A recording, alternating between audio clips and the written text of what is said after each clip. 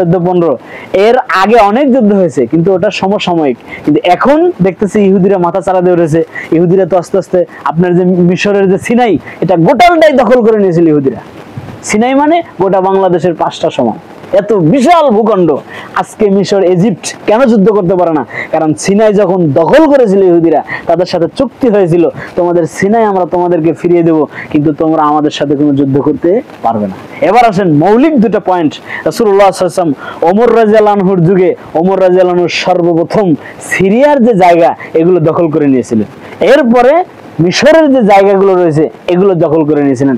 আজকেও ভৌগোলিক সংজ্ঞায় আপনি যদি ফিলিস্তিন বিজয় করতে চান, তাহলে আগে আপনাকে সিরিয়া, তথা এখন সিরিয়া আমাদের দখলে চলে এসেছে, এবং মিশরকে এখন আমাদেরকে কি করতে হবে? মিশরকে আমাদের দখলে আনতে হবে। কেন? আপনি যত নৌপথ দেখবেন, পানিপথের যত অবস্থান রয়েছে, এটা মিশর এবং সিরিয়ার কেন্দ্রিক। স্থলপথ আছে, তবে জলপথের যতগুলো ভূমিকা আছে এগুলো ঠেকানোর সবচেয়ে বড় মাধ্যম হচ্ছে সিরিয়া এবং মিশর। তাহলে ইহুদিরা মিশরকে কি করে দিল? দুর্বল করে দিল। কিভাবে দুর্বল করে দিল? এই যে এই রকম ঔপনিবেশ শাসনামল। কিভাবে সেটা ঔপনিবেশ শাসনামল আমি আপনাকে একটা আয়াত বলে বুঝাবো। যে পয়েন্টটা আপনাকে আমি বোঝাতে চাচ্ছি সেটা হচ্ছে এটা। তাহলে ইরান ফিরে পেতে চায় কি? পারস্য সাম্রাজ্য। গোটা ইরান দেখবেন ইরাক দখল করেছে, ইয়েমেনের হুতি বাহিনী, এরপরে লেবাননের হিজবুল্লাহ, এই যে হামাস, এগুলো সব হচ্ছে একটা ইরানি সংগঠন। আর ইসরায়েলের যে তৎপরতা চলতেছে সেটা হচ্ছে ব্রিটিশদের একটু বললে বুঝলেন। ব্রিটিশরা যখন এদেশ থেকে চলে যায় তখন ইসরায়েলকে স্থান দেওয়ার জন্য ব্রিটিশি চক্রান্ত ছিল। গোরা এই যে বাংলাদেশ, ভারত, পাকিস্তান, এটাকে কি করে তারা ডিভাইড এন্ড রুল, পৃথক করে দেওয়া হয়। এরপরে এই পৃথকের সূত্রেই গোটা আরব ভূখণ্ডকে কি করা হয়? কাতার নামে কোনো দেশ ছিল না, কুয়েত নামে কোনো দেশ ছিল না, বাহরাইন নামে কোনো দেশ ছিল না, আরব আমিরাবাদ নামে কোনো দেশ ছিল না, লেবানন নামে কোনো দেশ ছিল না, জর্ডান নামে কোনো দেশ ছিল না, সিরিয়া নামে কোনো দেশ ছিল না। শাম বলতে জর্ডান, ফিলিস্তিন, ইসরায়েল, এগুলো সবই ছিল কিসের অন্তর্ভুক্ত? শামের অন্তর্ভুক্ত। তাহলে ওই ফিলিস্তিনকে ডিভাইডেড রুল করে ইহুদিদেরকে জায়গা দিয়ে তারা এখনো পর্যন্ত ফিলিস্তিন নামে পৃথিবীর ভৌগোলিক সংখ্যায় ম্যাপে তারা এখনো ফিলিস্তিন নামে কোনো দেশ দেয়নি। অনুরূপভাবে আমাদের যে কাশ্মীরের মুসলমানরা কান্নাকাটি করতেছে, কাশ্মীর নামে কোনো দেশ আপনি মানচিত্রে পাবেন না। এভাবে তারা মুসলিমদেরকে প্রত্যেক দেখবেন যেখানে মুসলিমরা নির্যাতিত। এবার আসেন রাসূল সাল্লাল্লাহু আলাইহি ওয়াসাল্লাম গলিবাতুর রুম যেটা আমরা বুঝি, যখন ইরানি পারস্য সাম্রাজ্য থেকে খ্রিস্টানেরা ফিলিস্তিন বিজয় করেছিল তখন রাসূলুল্লাহ সাল্লাল্লাহু আলাইহি ওয়াসাল্লাম খুশি হয়েছিলেন। খ্রিস্টানদের কাছে যখন রোম সাম্রাজ্য দখল করা হয়েছিল তখন কে খুশি হয়েছিল? রাসূলুল্লাহ সাল্লাল্লাহু আলাইহি ওয়াসাল্লাম। আর মক্কার মুশরিকরা কি হয়েছিল? অসন্তুষ্ট হয়েছিল। আর আজকে যখন বাংলাদেশের ইরানিরা ফিলিস্তিনে বোম ফালাচ্ছে তখন এদেশের শিয়া সম্প্রদায় ভক্ত এরা বলতেছে ইরানের সাপোর্ট নিচ্ছে, আর আমাদেরকে বলতেছে এই বাংলাদেশের আহলে হাদিসেরা হচ্ছে জায়নিস্ট ইহুদিদের দালাল। একই জিনিস, মাঝখানে 1400 বছরের গ্যাপ। কেন? রাসূল সাল্লাল্লাহু আলাইহি ওয়াসাল্লাম খ্রিস্টানদের কাছে যখন ফিলিস্তিন বিজয় হয় রাসূল সাল্লাল্লাহু আলাইহি ওয়াসাল্লাম খুশি হয়েছিল, মক্কার মুশরিকরা কি হয়েছিল? নারাজ হয়েছিল। আর আজকেও একই জিনিস, শিয়ারা যখন বোম মারতেছে তো শিয়ারা কি ফিলিস্তিন রক্ষার জন্য বোম মারছে? ভাই, ফিলিস্তিন রক্ষার যদি বোম মারতো তাহলে আজকে কেন? সৌদি আরব যখন যুদ্ধ করেছিল তখন তাদের ভূমিকা থাকা উচিত ছিল। বাংলাদেশের মানুষ হচ্ছে মাথা মোটা, এই হুজুরেরা মাথা মোটা। এরা ওই অগ্নি পূজকদের যেমন মুশরিকরা খুশি হয়েছিল, এরা ইরান যখন বোম মারছে তখন খুশি হয়েছে। একই জিনিস। এটা হচ্ছে কলোনিয়াল মাইন্ড সেটআপ। তাহলে শেষ পয়েন্ট যেটা আমি বলবো সেটা হচ্ছে লা ইয়াগুররান্নাকুম তাকাল্লুবুল্লাযী কাফারু ফিল বিলাদ। এর আগে যেটা বললাম আমি কয়েকটা পয়েন্ট, হাল উনাব্বিউকুম আলামান তানাজ্জালু শায়াতিন। হে নবী, আপনাকে আমি বলবো শয়তান কাদের কাছে ওহী করে? এই যে আপনাকে আমি বললাম পৃথিবীতে রাজত্ব চলে দুইজনের। কয়জনের? একটা হচ্ছে আল্লাহ সুবহানাহু ওয়া তাআলা, আর একটা কার? শয়তানের। হাল উনাব্বিউকুম আলামান তানাজ্জালু শায়াতিন তানাজ্জালু আলা আফফাকিন আসিম। শয়তান ওহী নাজিল করে প্রত্যেক টপ লেভেলের পাপিষ্ঠদের কাছে। তাহলে ইন্ডিয়াতে টপ লেভেলের পাপিষ্ঠকে নরেন্দ্র মোদী, তো আমেরিকায় টপ লেভেলের পাপিষ্ঠকে ডোনাল্ড ট্রাম্প, তো রাশিয়ায় টপ লেভেলের পাপিষ্ঠকে পুতিন। তো পুতিনের দেশে রাশিয়ায় যখন বাচ্চা হয় না, ওদের কিন্তু বাচ্চা কাচ্চা হয় না, এই জন্য ওরা সিলেবাসের অন্তর্ভুক্ত করেছে বাচ্চাদেরকে যৌন সুশ্রী, বাচ্চাদেরকে জেনাবা বিচার, কাম সমকামিতা শেখানোর জন্য।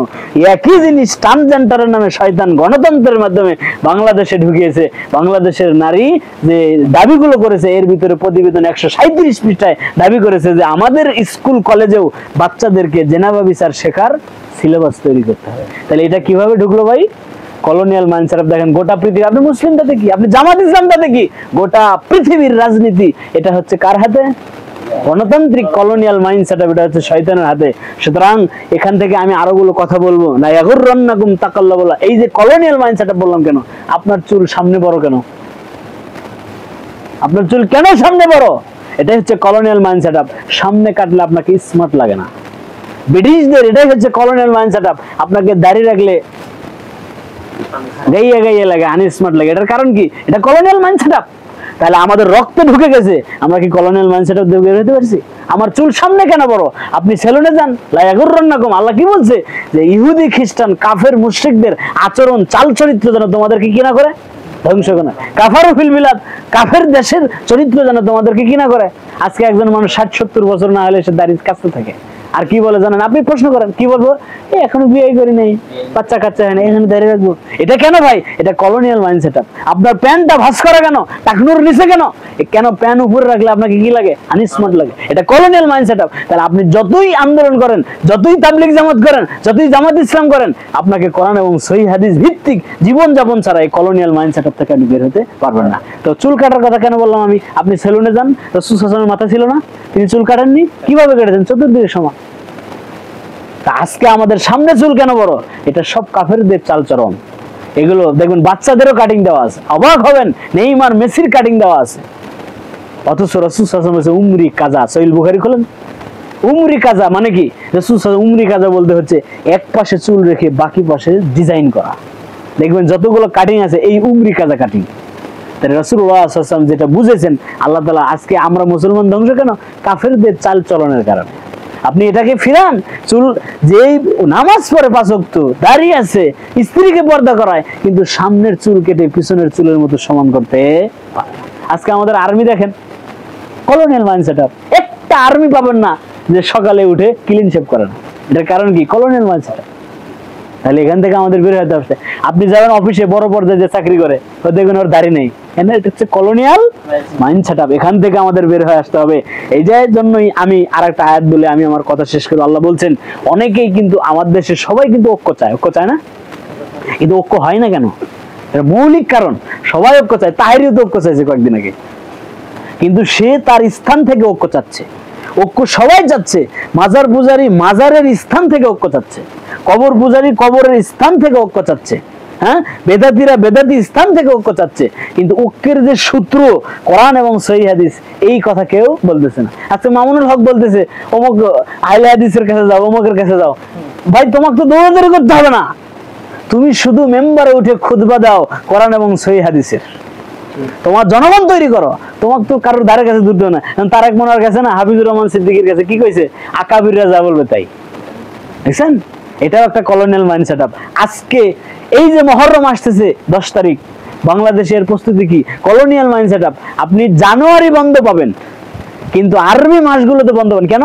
এটা হচ্ছে ব্রিটিশদের ল, কলোনিয়াল মাইন্ডসেট। আপনাকে জেনারেল কেন খাটতে হবে? 10 দিন ইসলামিক রাষ্ট্র, মুসলমান দেশ, 10 দিন তো অনায়াসে বন্ধ পেতে পারি আমরা তো 31 মাস ডিউটি করি না? তাহলে এটা কেন? এটাই হচ্ছে কলোনিয়াল মাইন্ডসেট। এখান থেকে আমাদের বের হয়ে আসতে হবে। এরপরে আপনি ডিউটি রাখেন 10ই মুহররম, তাতে সমস্যা নাই, আপনি উন্নত মানের ইফতারির ব্যবস্থা করেন এবং দুপুরের খাবার বন্ধ করেন। কেন? রাসূলুল্লাহ সাল্লাল্লাহু আলাইহি ওয়াসাল্লাম এই সিয়ামটা রেখেছিলেন ইহুদিদের বিরোধিতা করার জন্য। আজকে আমরা ইহুদিদের এই যে চালচলন বললাম, আজকে ইবাদত নাই, আমল নাই, সুন্নাহ নাই, আমরা ঐক্যের দাবি করতেছি। এইজন্য আল্লাহ বলেছে, ইন্নাল্লাযিনা আমানু, নিশ্চয় যারা ঈমান এনেছে। তাহলে ঐক্যের প্রথম দাবি হচ্ছে কি? ঈমান। প্রথম দাবি কি? ঈমান। ওয়া আমিলুস সালিহাত, দ্বিতীয় দাবি কি? সহিহ হাদিসের উপরে আমল। সায়াজআলু লাহুমুর রহমানু উদ্দা, আল্লাহ সুবহানাহু ওয়া তাআলা তোমাদের সকলের অন্তরটাকে এক বানিয়ে দিবেন। কিসের মাধ্যমে ভাই? ঈমান এবং সঠিক ঈমান, শিরিক মুক্ত ঈমান এবং বেদাত মুক্ত আমলের মাধ্যমে এটা পাবেন সূরা আলী ইমরান 96 নম্বর আয়াত। আমি এই কথাগুলো গবেষণা করে আমি আপনাদের কাছে উপস্থাপন করলাম এবং পরিশেষে আমি কয়েকটা কথা বলবো। আজকে যখন ব্রিটিশ এই দেশ আমাদেরকে শাসন করেছিল, ব্রিটিশ কি বলেছিল? মুসলমান ওমর রাদিয়াল্লাহু আনহু পারস্য সাম্রাজ্য এবং রোম সাম্রাজ্য বিজয় করেছিল কোরআনের মাধ্যমে। আজকে যদি মুসলমান কোরআনের উপরে ইস্তেকামত থাকে তাহলে ওদেরকে আমরা গোলাম বানাতে পারবো না। এই কথা ভাষণ দেওয়ার পরেই ব্রিটিশদের ওই সময়কার সরকার কোরআন তিনি আছাড় দিয়ে ফেলে দিয়েছিলেন, বলেন নাউজুবিল্লাহ। তাহলে আমাদের মূল সমস্যা হচ্ছে আমরা কোরআনের কাছে নাই, আমরা সহিহ হাদিসের কাছে নাই।